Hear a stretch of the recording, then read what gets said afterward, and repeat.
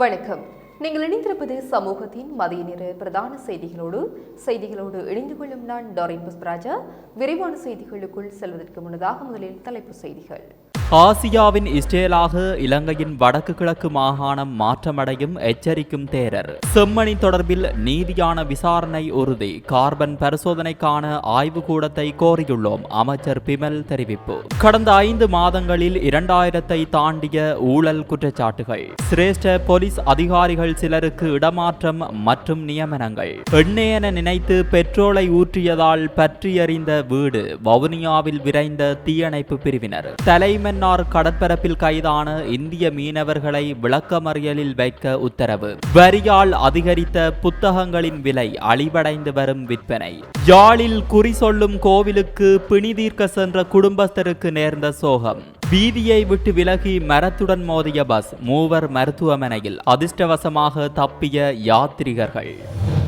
இந்தியாவின் 29வது மாநிலமாக இலங்கையை மாற்றியமைக்கும் பல செயற்பாடுகள் இரகசியமான முறையில் முன்னெடுக்கப்படுகின்றது. இவ்வாறு இடம்பெற்றால் ஆசியாவின் இஸ்ரேலாக இலங்கையில் வடக்கு மற்றும் கிழக்கு மாகாணம் மாற்றமடையும் என தேசிய பாரம்பரியத்தை பாதுகாப்பதற்கான அமைப்பின் தலைவர் மெதுகுடு அபிதிச தேரர் தெரிவித்தார்.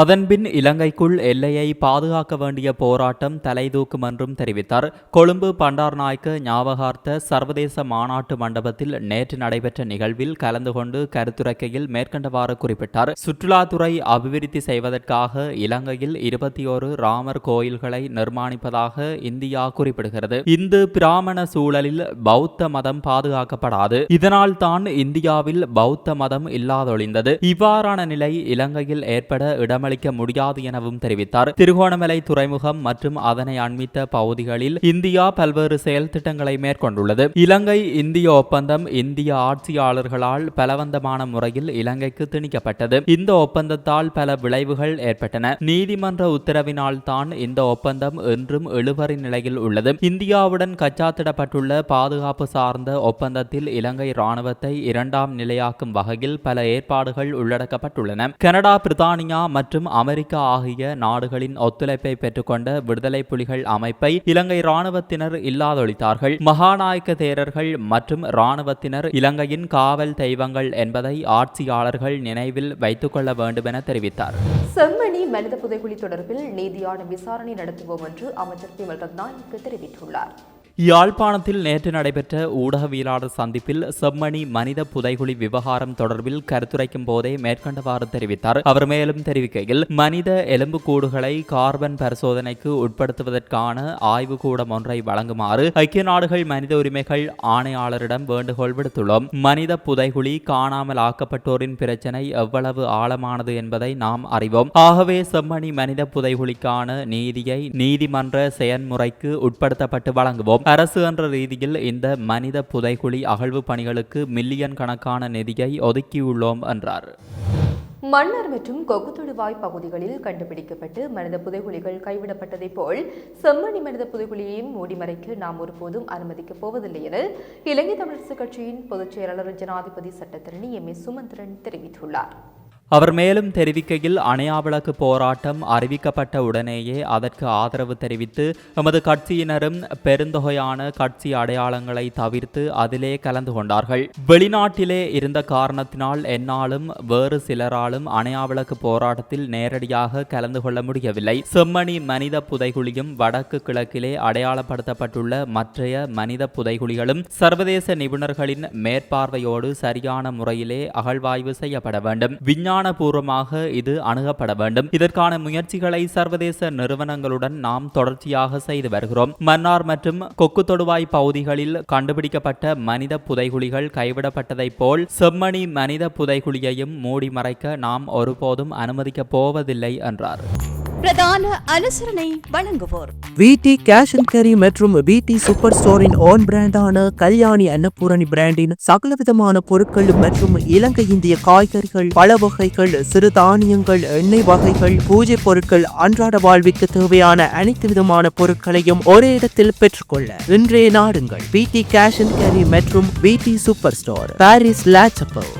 வீட்டிலுள்ள பூஜை அறையில் விளக்கு ஏற்றுவதற்காக தேங்காய் எண்ணெய் என நினைத்து விளக்கினுள் பெட்ரோலை ஊற்றியமையினால் பூஜை அறையில் தீப்பற்ற ஆரம்பித்தமையுடன் தீப்பரவல் வீடு முழுவதும் பரவ தொடங்கியது. உடனடியாக விரைந்த மாநகர தீயணைப்பு பிரிவினர் பொதுமக்களின் உதவியுடன் தீயினை கட்டுப்பாட்டிற்குள் கொண்டு வந்தனர். எனினும் வீடு பகுதியளவில் சேதமடைந்துள்ளமையுடன் சில பொருட்களும் தீயில் கருகி நாசமாகியுள்ளன. சம்பவ இடத்திற்கு மாநகர சபை முதல்வர், துணை முதல்வர், உறுப்பினர்கள் ஆகியோரும் வருகை தந்திருந்தனர். மேலதிக விசாரணைகளை வவுனியா போலீசார் முன்னெடுத்து வருகின்றனர்.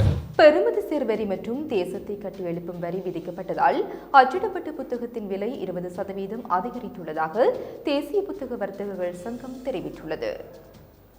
தேசிய புத்தக வர்த்தகர்கள் சங்கத்தின் வருடாந்திர ஆண்டு விழாவில் பங்கேற்று உரையாற்றும் போதே இலங்கை புத்தக வெளியீட்டாளர்கள் சங்கத்தின் தலைவர் சமந்த இந்தீவர இதனை தெரிவித்தார். ஒரு புத்தகத்தின் விலை 20%, அதாவது 5 1 பங்கு அதிகரித்துள்ளது. முன்பு எழுதுபொருள் உட்பட அனைத்திற்கும் வட்வரி விகிதம் 15% இருந்தது. ஆனால் அச்சிடப்பட்ட புத்தகங்களுக்கு வட்வரி இல்லை. சுமார் ஒரு மாதத்திற்கு முன்பு ஜனாதிபதி செயலகத்திலிருந்து எங்களுக்கு ஒரு கடிதம் வந்தது. அதில் அவர்கள் வட்வரி தொடர்பாக சில விடயங்களை ஆராய்ந்து வருவதாகவும் பின்னர் ஒரு பதிலை வழங்குவதாகவும் தெரிவித்தனர். மேலும் உலகின் வேறு எந்த நாட்டிலும் இல்லாத அளவிற்கு எங்கள் புத்தகங்களுக்கு வட்வரி அறவிடப்படுகிறது என தேசிய புத்தக வர்த்தகர்கள் சங்கத்தின் புரவலர் காமினி மொரஹொட தெரிவித்தார். இலங்கையில் 75 ஆண்டுகளாக நடைமுறையில் இல்லாத வட்வரி ஜனவரி மாதம் 2024 முதல் விதிக்கப்பட்டதால் புத்தக விற்பனை அழிவடைந்து வருகிறது என தெரிவித்துள்ளார். கராலி மேற்கு வட்டுக்கோட்டை பகுதியை சேர்ந்த 31 வயதுடைய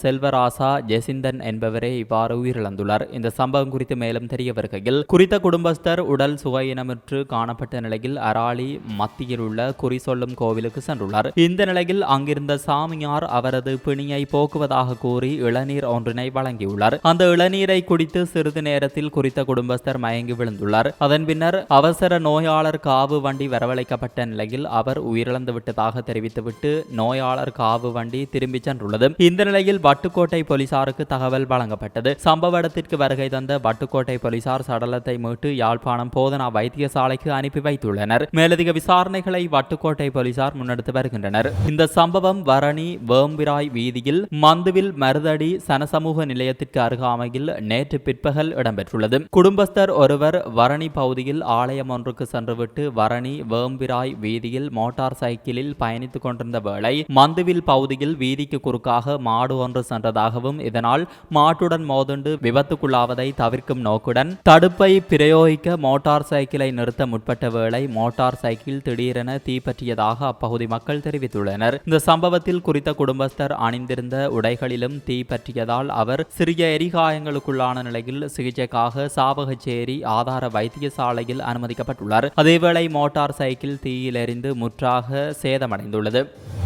கதிர்காமம் சென்று திரும்பிய யாத்திரியர்களை இறக்கிவிட்டு சென்ற பஸ் வீதியை விட்டு விலகி மரத்துடன் மோதி விபத்துக்கு உள்ளானது. இந்த விபத்து சம்பவம் காத்தான்குடி கிரான்குளம் பகுதியில் இன்று காலை இடம்பெற்றுள்ளது. மட்டக்களப்பு கல்முனை சாலை வழியே தேற்றாத்தீவு நோக்கி சென்று கொண்டிருந்த பஸ் கிரான்குளம் பகுதியில் வீதியை விட்டு விலகி மரத்துடன் மோதி விபத்துக்குள்ளானது. குறித்த பஸ்ஸில் சாரதி, நடத்துனர்கள், கதிர்காமம் புனித யாத்திரையை நிறைவு செய்த யாத்திரிகர்கள் உள்ளிட்டோர் பயணித்தனர். விபத்து நிகழ முன்பு கதிர்காம யாத்திரிகர்களை 6:50 இறக்கிவிட்டு சாரதி உட்பட 3 பயணித்த போதே இந்த விபத்து சம்பவித்துள்ளது. இதனால் அதிர்ஷ்டவசமாக கதிர்காம யாத்திரிகர்கள் விபத்தில் சிக்காமல் தப்பினர். அத்துடன் பஸ்ஸில் இருந்த 3 காயமடைந்த நிலையில் மருத்துவமனையில் சேர்க்கப்பட்டனர். மேலும் விபத்தில் பஸ் பெருமளவில் சேதமடைந்துள்ளதுடன் பஸ் மோதிய மரமும் முறிந்து விழுந்துள்ளது. விபத்து தொடர்பான மேலதிக விசாரணைகளை காத்தான்குடி போலீசார் மேற்கொண்டு வருகின்றனர். கிளிநொச்சியில் கைஸ் வாகனமும் மோட்டார் சைக்கிளும் நேருக்கு நேர் மோதி தீக்கிரையாகியுள்ளது.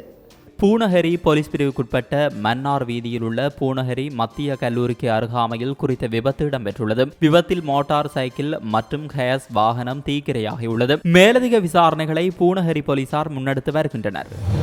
பண்டாரவளி எல்லைப்பகுதியில் உள்ள சுற்றுலா விடுதியொன்றுக்கு அருகில் வெளிநாட்டவர் உள்ளிட்ட 3 பேர் தாக்குதலுக்கு உள்ளாகியுள்ளனர். நேற்று அதிகாலை 4 மணியளவில் அடையாளம் தெரியாத குழு ஒன்றினால் இந்த தாக்குதல் நடத்தப்பட்டுள்ளது. ஸ்வீடன் நாட்டை சேர்ந்த பெண்ணொருவரும் இலங்கையர்கள் இருவரும் தாக்குதலுக்குள்ளாகியுள்ளதாக தெரிவிக்கப்படுகிறது. தாக்குதலின் போது காயங்களுக்குள்ளான மூவரும் தியத்தலாவை ஆதார மருத்துவமனையில் அனுமதிக்கப்பட்டதாக எல்லா போலீசார் தெரிவித்தனர். குறித்த வெளிநாட்டு பெண்ணிடம் குறித்த குழு தவறாக நடக்க முற்பட்ட வேளையில் ஏற்பட்ட முரண்பாடு காரணமாக தாக்குதல் இடம்பெற்றுள்ளது என முதற்கட்ட விசாரணையில் தெரிய வந்துள்ளது. தாக்குதல் நடத்தியவர்களை கைது செய்ய எல்லா போலீசார் விசாரணைகளை ஆரம்பித்துள்ளனர்.